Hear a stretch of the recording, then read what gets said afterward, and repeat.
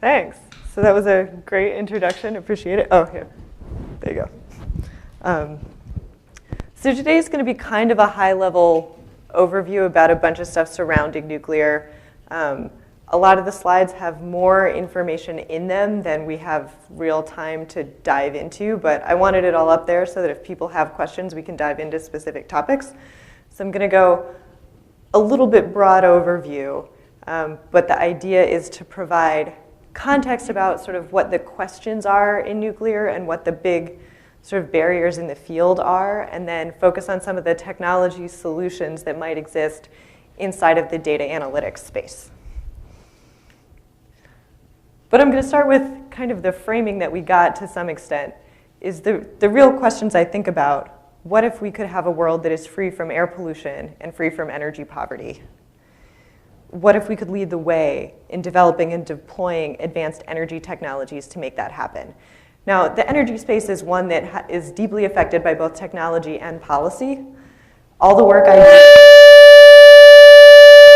Can I just talk louder? Okay. Okay, all right. Okay, so now that you're all awake, thanks for being here. So the things that I focus on both here at Berkeley and in my role at ARPA-E are technology solutions. So while there are policy impacts that affect a lot of this, I'm going to talk about technology for the most part today. A little bit about markets. But these questions are what get me up in the morning and have me flying across the country. So what I'm going to talk a little bit about is why nuclear energy? Why do we even care about this as an idea at all? And then I'll talk about what's going on with the current fleet and the challenges being faced by the existing set of nuclear reactors.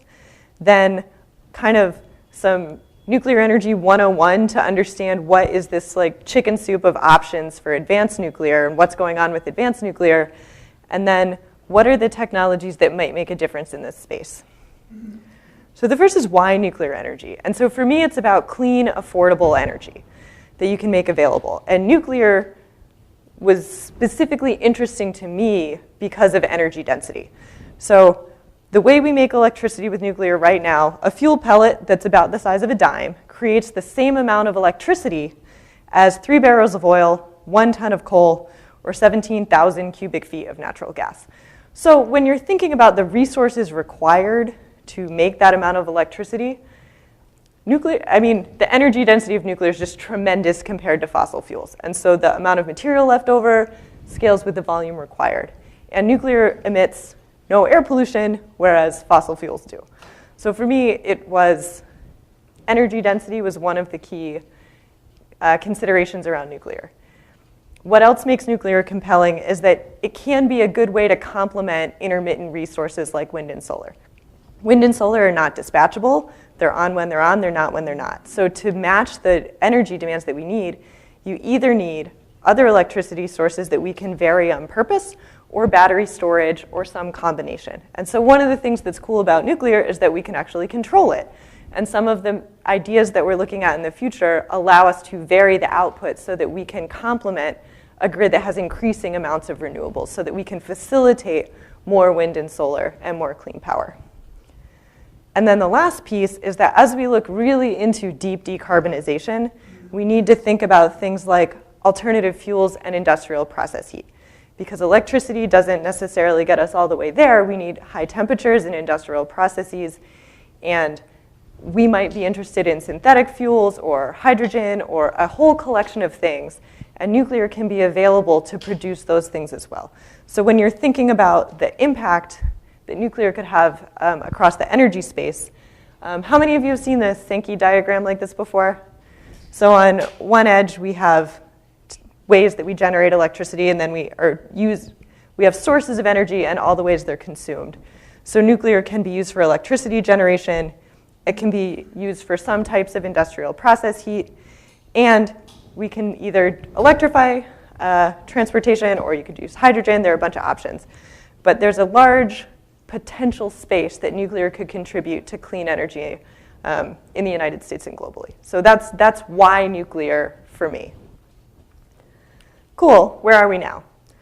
What's the current state? So right now, we mostly use light water reactors. And light water is the word we in nuclear use for water to distinguish it from heavy water, which is when you add an extra neutron to water. It uses enriched ceramic fuel. And when I say ceramic, I mean like ceramic like a coffee cup, like it's a ceramic. And by enriched, I mean the material that you use to cause fission, we increase the amount of it relative to what you find in nature. So it has more material that causes fission. We use water. It operates at about 330 C. It operates at pretty high pressures. When fission happens, you get gaseous fission products out of it, so you have to be really careful when you have a pressurized system that is also producing gaseous radioactive materials, so that governs a lot of the things we think about in terms of safety. And zircaloy cladding, that material at high temperatures can produce hydrogen, so then you have to think about managing hydrogen in an accident scenario. So there are a lot of features that govern what we think about in terms of safety. It produces about 1 gigawatt of electricity, and when I say once through fuel cycle, I mean we put fuel in a reactor, we take it out, and then we don't use it anymore. That's not the only way to do it. I'll talk a little bit about other options, but that's mostly what we do right now. So about 30 countries in the world have 450 operating nuclear reactors right now. If you care about the details, there are other types besides light water reactors, but they're mostly light water reactors. And the reactors that are operating globally right now are called Generation 3.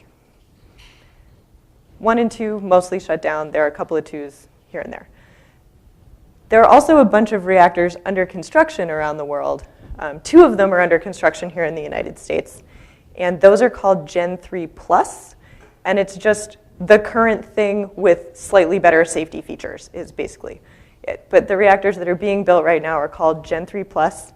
And it's notable that there are so many under construction and that there are so many planned. So a lot of countries are looking at how to increase electricity production without adding carbon, or how to switch their economies into carbon-free places. So even though in the United States we're not building much new nuclear, it's a different story globally. And so that's something to keep in mind. Okay, so that's kind of the current status. And when we think about the future of nuclear and what makes it possible, there are a bunch of things that we think about, and one of the primary decision factors in what to build is how much does it cost. So overnight capital of a combined cycle gas plant is about $2,000 per kilowatt installed in the United States. Nuclear, not really that story. So depending on where you are in the world, nuclear can be extraordinarily expensive for Generation 3 Plus reactors. So this is dollars per kilowatt installed on this axis. So remember, combined cycle natural gas was like down here. In North America and Europe, we're 3 times that cost. In North America and Western Europe in particular, we are very bad at building capital-intense, complex projects. Very bad at it. Asia and the Middle East are doing a lot better. And so some of why you see so much global growth in nuclear is that they're building them in countries where they can build them cost effectively. And so for a clear comparison, there's a reactor in France that has been under construction since 2007. They think it's maybe going to turn on in 2020. And it's tripled in cost, so it's now at the low, low price of almost $13 billion for 1,500 megawatts of electricity. Comparatively, a plant in South Korea turned on a few years ago that they built in 5 years for less than $3 billion, a slightly smaller but similarly sized plant. So one of the big barriers to nuclear, especially in economies like Europe and the United States, is lowering capital costs and making capital costs predictable. Because one of the things you also note, so this is a pretty wide error bar.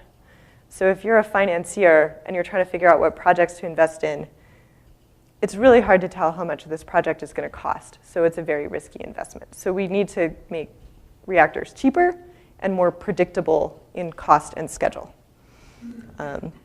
So that's one side of it. That's kind of the construction side. Yeah? Is that cost differential from IOU to capital technology or the capitalized cost of manpower to build the Yeah. The question is, like, what is the source of that? And there are actually a couple of reports that have come out recently that dive into this. Labor differences is a really small fraction.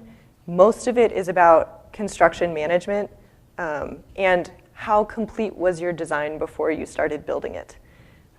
So it turns out the more complete your design is before you start construction, the more likely it is you can build it on time and on schedule. Some other factors are things like, are your subcontractors actively suing each other during the project? So there are a lot of lessons to be learned so that we can kind of improve our processes. And that's actually a whole kind of area where people are drawing lessons from. So another issue that is facing the current reactor set, how many of you have you heard about nuclear reactors that are shutting down early? A few of you. So in really competitive electricity markets, nuclear energy is not economically competing, and reactors are being shut down before they're expected. So in 2003, or in 2013, 5 years ago, we had 105 reactors in the United States. Right now, we have 98 reactors. So in the last 5 years, we've lost about 6 gigawatts of clean electricity. For perspective, that's about twice as much solar as we've installed in the history of the United States. There are 14 more reactors scheduled to shut down by 2025. So this is like, if we're talking about climate considerations and clean energy, this is a major problem. So the current fleet of nuclear reactors cannot compete economically, and they're going to shut down if we don't do something. And so there have been some policy interventions. 3 reactors in Illinois and New York have been saved. But we got to look at how we can solve this problem. And so a lot of what's going on is that nuclear reactors have higher operating and maintenance costs than their counterparts. And part of that is because, so fuel in a nuclear reactor is comparatively cheap. In fossil plants, most of the cost is the fuel. Nuclear reactors are quite expensive to operate and maintain comparatively. So where we're looking for technology solutions is how do you reduce operations and maintenance costs. And so a lot of what I'm going to talk about is in that vein. But so the construction piece, how do you make construction cheap and predictable? And how do you make operation cheap and predictable? And there are a lot of data analytics and data science contributions that can be made in both of those spaces. And so that's the motivation of giving this broad picture is there are a lot of technology challenges and a lot of ways that things that this collection of people care about can contribute. And I should speed up. No, well, I'll be okay. So I know I talked about the current fleet. I'm going to talk a little bit about how reactors actually work, and when we talk about advanced nuclear, what that means. This is the professor in me. You gave me a microphone. I must share science. So nuclear reactors are just really complicated hot rock. That's it. It's like a very fancy way to boil water. So what we're using as our heat source inside of our power plant is fission. And so you take an atom that is unstable for reasons that exist inside of the fundamental nuclear physics properties make it unstable. You add a neutron, and the additional energy of the neutron makes it so unstable it splits into 2 pieces. There are a bunch of atoms that you can do this with. Uranium-235 is the one that we use most of the time because it's the easiest to do it with. And the trick is, well, there are 2 tricks. So one, when you do that, you get 200 mega electron volts of energy out of it, and that's what you use for heat. For comparison, and this is the energy density part, when you break bonds when you're burning fossil fuels, you get 3 or 4 electron volts. So nuclear is about 100 million times more energy dense than fossil fuels. And that's why. It's because you get so much energy out per fission compared to fossil. And then the other trick is that when it splits into pieces, it releases more neutrons. So the neutrons go on to cause more fission. And you get a chain reaction, and everything is great. You have all this energy coming out. However, one of the things that's really challenging about nuclear is that when it splits into 2 pieces, it splits into a bunch of stuff. And that bunch of stuff, So this is yield on fission, and this is atomic mass number. So you get a whole bunch of different elements, and many of those elements are radioactive, and that's what nuclear waste is. You split one atom into two pieces, and then you get radioactive stuff out of it. And it's radioactive for a long period of time and somewhat intensely. Okay, well, that's not great. But it is something that we can manage, and there are a bunch of technical solutions you can use to manage nuclear waste. And I'm going to show a plot. This is an example of one of those slides that has like way too much going on in it. But the point of this is a map of the way you can do fuel cycles. So we fission uranium-235 right now. We get some nuclear waste, and we don't really do anything with it. So on this plot, it's you mine some uranium, you make it into fuel, you burn it, and then you sit it on the side. After that, you can actually separate out the stuff that's still usable, and you can get more electricity out of it. And there are a combination of ways to do that. And when you do that, it requires different types of reactors and different types of processing plants. So when we think about advanced reactors, what some of them do is burn up all this waste so we can get more electricity out of it and have less nuclear waste overall. So at the end, you still end up with some radioactive material, but it's much smaller in volume, and it's radioactive for a much shorter amount of time. So some of what advanced reactors are doing is solving the waste problem.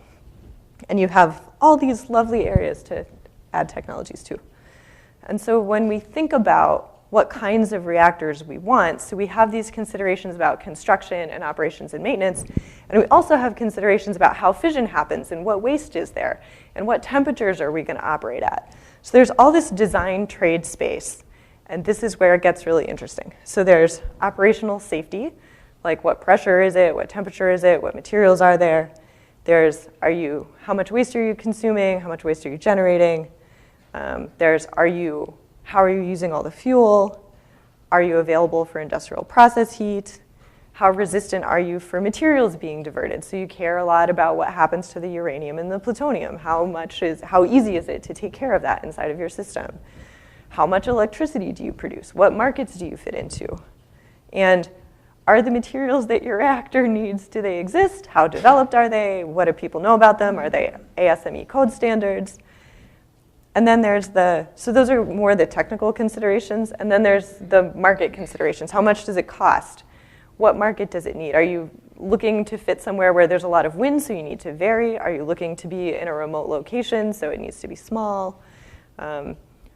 Has this been licensed before? How familiar is this to the regulatory people? Do you have a supply chain that exists? And what does the public think about it all? Are you solving the waste problem? Are you providing process heat? And so there are lots of physics options that trade off inside of this space.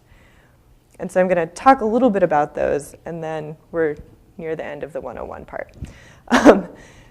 So you can use different energy of neutrons to cause the fission, and that determines what materials you can fission. So there are fast neutrons, those are ones that are at high energy, and there are thermal neutrons, those are low energy.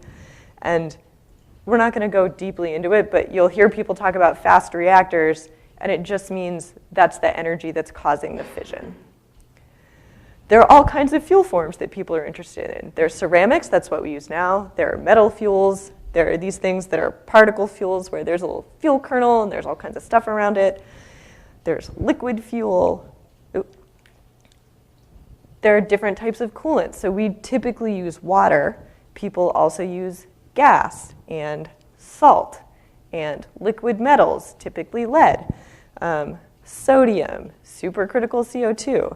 And finally, what temperatures do they operate at? So there's right now 330. A lot of reactors are looking at 650, and some are looking at 850.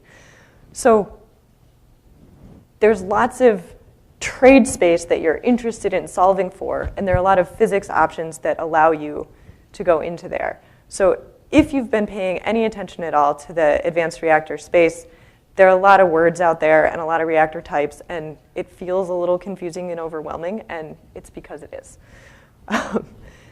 And so these are the ones that people are mostly working on that you might have heard about. There are microreactors. Those are 10 megawatts or less, and those are reactors that people are looking at putting at like remote communities in Alaska and Canada. There's gas-cooled fast reactors. They have very strong safety properties. There are sodium-cooled fast reactors. Those are good for burning up nuclear waste. There's very high temperature reactors that you can use for industrial processes. There are molten salt reactors that also can be used for consuming waste or very strong safety properties. And then small modular reactors is what people say when they mean anything under 250 megawatts. So there's like all these coolant types and sizes, and there's a profusion of interest in researching advanced nuclear right now. So this is a map of the US and Canada, like a little bit of Canada. But this is a collection of advanced reactor design ideas in North America. And so many of these are startup companies. Some of them are ideas inside of universities or laboratories. But there's this tremendous interest and some private investment in this space trying to solve this advanced nuclear problem so that we have technologies that contribute to a clean energy future. Okay, everybody with me so far? We have the existing fleet with some struggles. We have the promise of advance to solve problems like high temperature process heat, load following, and waste. And there's a lot of interest. Great. But now what? So what's the rest of the talk? So the rest of the talk is what do I think we really need to achieve and some ideas of how I think we need to achieve them. And the rest, it's more of a broad overview of some of the data analytics types of things that I would love you to all go tell your friends about and start working on so we can solve all the problems I want to solve. Okay. So what do we need to achieve? We need to be cost competitive with natural gas. Like that's what you need to do. So you need to cut your capital cost about in half. You need to have a predictable construction schedule, and you need to cut your O&M costs about in half. So this is a pretty tall order. And while you're doing that, you need to either focus on load following so you can integrate with a grid with a lot of renewables, or provide high temperature process heat so we can focus on decarbonizing the industrial sector. And while you're doing all that, don't forget you need to have a robust system that is safeguardable and safe. So we have that part already. You just can't give up. You've got to, don't lose that. And so I made this myself. No, nobody's going to laugh at my PowerPoint cartoon? Fine. So there are a bunch of different technologies you need for all that. You need controls and diagnostics. You need materials and chemistry. You need power conversion. You need the systems to do the process heat and the grid integration. You need diagnostics and maintenance. And the stuff that fits into bids is really in this control systems and diagnostics and maintenance side. There are a couple of ways that I'm trying to push all this stuff forward. So I'll talk a little bit about my program at ARPA-E. So I'm a program director there. I run a program called Meitner, which is named for Lisa Meitner. She co-discovered fission. And this program focuses on enabling technologies for advanced reactors. So that whole fleet of advanced reactors need some of all of those technologies. And so that's what we're funding. So we're funding a couple of microreactor designs. So trying to make sure we have technologies that are the right size for the right markets. We're funding construction techniques. So it turns out those reactors that are so expensive to build, almost all of what's expensive about them is concrete. And you need so much concrete because of seismic risk. So we're looking at ways to handle the seismic stuff better so you don't need so much concrete. Who knew? We're working on the coolest pump in the history of time. It turns out if you need liquid radioactive molten salt, you can't just put any pump in there. Safety techniques so that there is inherent safety inside these systems so that you don't need any human intervention. And load following technologies. And actually this team, who remembers Katie Huff? So Katie Huff was one of the first BIDS fellows, and she's now the PI of this project at Illinois. Anyway, she's a professor at Illinois now. So that's some of what I'm working on now, and I'll talk a little bit about this project because it has data analytics and machine learning. And so the next piece of this is really what are the opportunities in the current fleet and what are the opportunities in the next generation? What are people thinking about? What are people working on? Where is there things that are needed?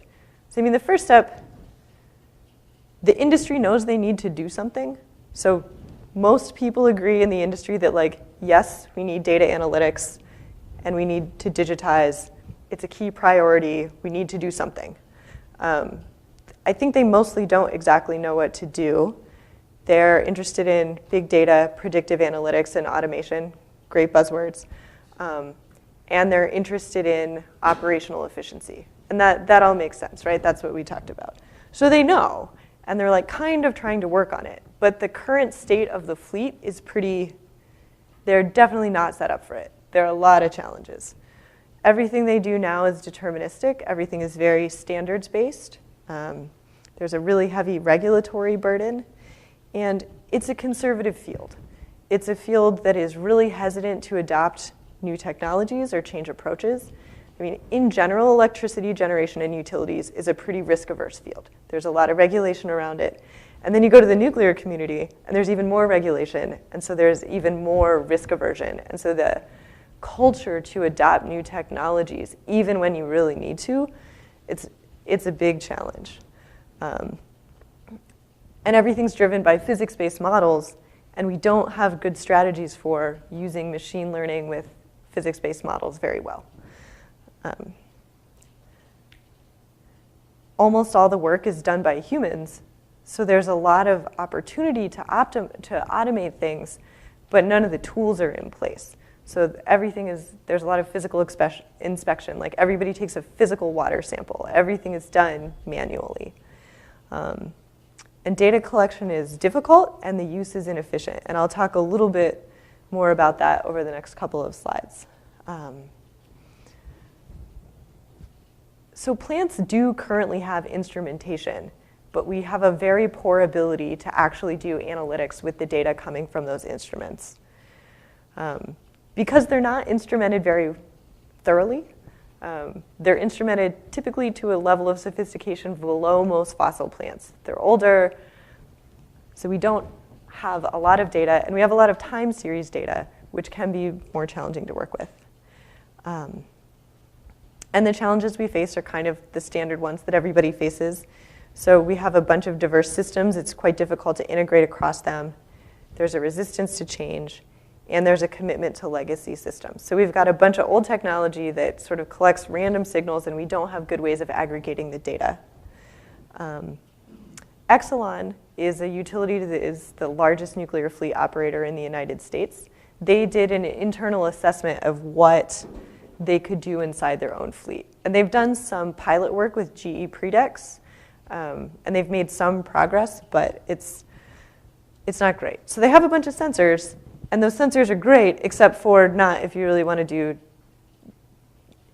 any kind of predictive analytics or real diagnostic work. They don't have any subject matter experts who know what to do about data analytics. They have a bunch of discrete databases that don't talk to one another, so there's very poor data fusion. And it's difficult to manage all the time-based signals that they have. So condition-based monitoring is very effective because they don't have any of the right time streams, and they're not synced up collectively. So they just don't have the right monitoring capabilities despite having a bunch of instruments. And finally, some of the readings are all done manually. So even if they have a signal, the signal is not necessarily transmitted anywhere. So they have a bunch of instruments that aren't like sending data anywhere that they can collect it. So a lot of barriers. But right next to that, people are looking at what are the real motivations and what are the opportunities. So we have a fleet that has like sensors and we don't really know what to do with it, and the data's all sort of blah, blah, blah. And so some of the work that is being done is looking at what are the impacts that would motivate the change. And so a good example of that is fault detection. And this is some of the work that is being done in my department here at Berkeley, where there's a battery that's monitoring something, there's a thermal excursion. How do we check the thermal excursion before the battery's damaged? So this is time and this is temperature. you can look at a few different methods. Traditional ways are a threshold, so that the threshold catches the thermal excursion way out here, potentially after damage has already happened. If you do a naive monitoring method, you can do an open loop observer, and it catches the issue a little bit sooner, but still it's been at this high temperature for kind of a long time. But if you do something more sophisticated like a Kalman filter, now we're catching this temperature excursion at the very beginning. And so you take results like this and you show them to some of the operators, and they start to think like, oh, we might be able to avoid a lot of plant maintenance, or we might be able to convince the regulator that we have stronger safety behaviors, and so we can get more margin in the plant, or we have to do less maintenance, or there are all these ways that this is compelling. And so doing work like this and showing how you can take some of these really cool ideas and use them in industrial facilities is motivating change. And it's also useful to learn what not to do. There was a collection of national labs who used Watson to look at they had questions around nuclear material security, and they trained Watson in a totally unsupervised learning fashion, and then they gave Watson a bunch of questions to answer about nuclear security stuff. And it turns out, so this is the score of 1 to 5, where 5 is good and 1 is bad. So after this unsupervised training, Watson was not able to understand the question, provide an accurate hypothesis, or identify relevant documents. So, also good to know what not to do. So for something like sophisticated nuclear questions, maybe you need to do supervised learning. And then one last thing I'll mention is one of the projects I'm funding that is looking at autonomous operations and control. So this first one is like industrial use for signal detection. This is more, can you kind of do data aggregation to answer major questions? And the answer is not like this, go find something better. And then something I'm looking at, and I'm probably gonna look at more deeply in the future, is more in autonomous operations. So how do we get to a place where a reactor is like actually operated with almost no staff? What does it take? And so this is an NC State team that is trying to get partway there. And so they're making a digital twin of a reactor. And so they're gonna have a model of the whole system, and then you take the actual signals that are being read in the plant and you compare them to your digital twin prediction. And if there's any deviation, they suggest why that might be happening, and they suggest actions to the operator. And the idea is a couple of fold. So one is that if something happens where there's actual negative impacts, or a real excursion is happening, they can suggest the most effective actions to the operator earlier. Also, they can look at, are small things going wrong to help identify like, oh, actually, maybe you need to change that filter, oh, that pump's not working well, that kind of thing. So there are a bunch of different ways that this can be used. But one of the things that I'm actually most interested in about this is that they're doing this for plants that don't exist yet, right? So it's all very theoretical. But what you can do in experimenting with this is figure out what data signals you really need. So what is the most important information? So now before you build your plant, you can figure out what instrumentation you need and what control systems you need so that you actually build your plant from the beginning to have the right INC system for setting yourself up for autonomous controls. And so I think it's really interesting to be doing this kind of work before everything's all designed, so that you have a much better thought out system. These sorts of systems exist for like fossil fuel plants? I don't think so. And one of the challenges about nuclear is that they are more complicated systems. I mean, in a coal plant, you just kind of like dump coal in there. And you do care a lot about, temperature control and frequency of injection to get the most efficient burn, but it's not like, oh man, if something goes wrong. I mean, nobody cares if, that's not fair. The news about an explosion at a natural gas or a coal plant is not very widely covered. It does not cause the entire world to wonder if they should stop having coal plants. So the sensitivity about anything at a nuclear reactor is very high. So there's a lot of control. Yeah.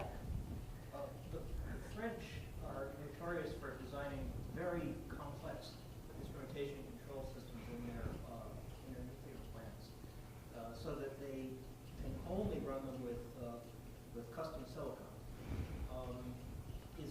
This looks like a lot more complex than what we have now. Are we headed down towards where the French are now?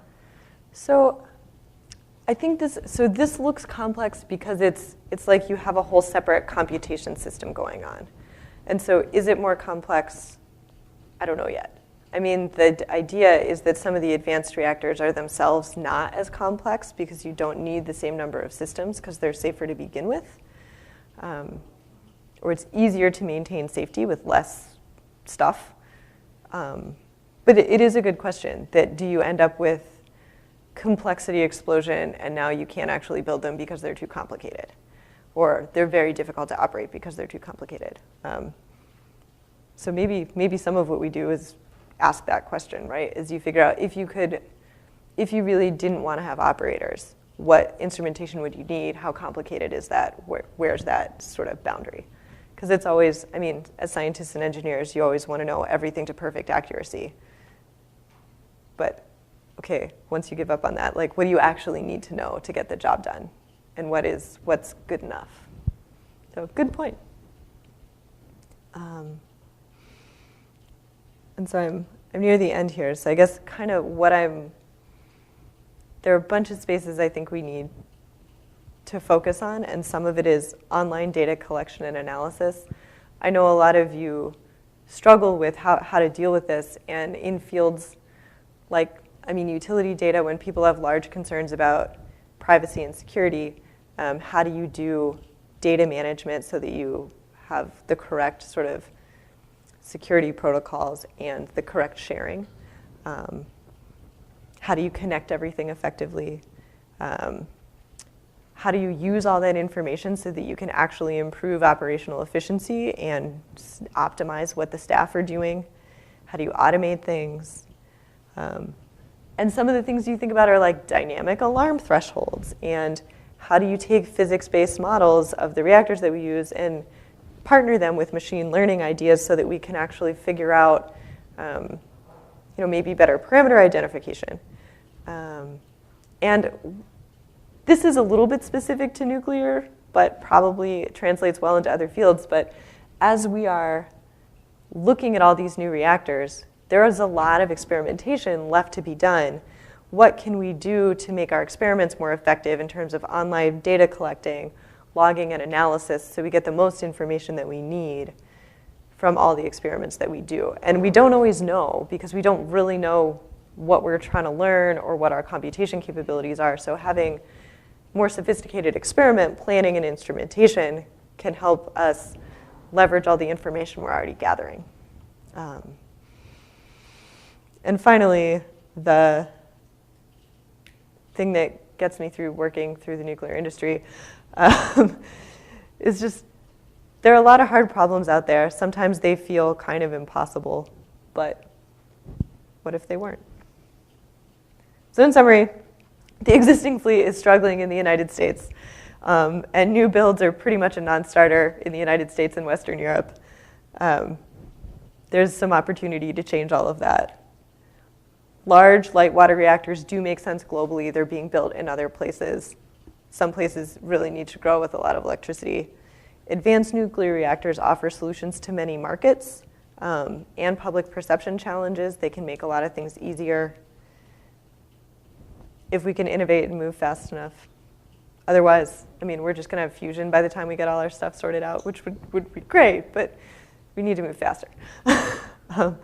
Many technologies are needed, and it's a giant global energy market, so go tell your finance friends to invest in advanced nuclear. Okay, thanks.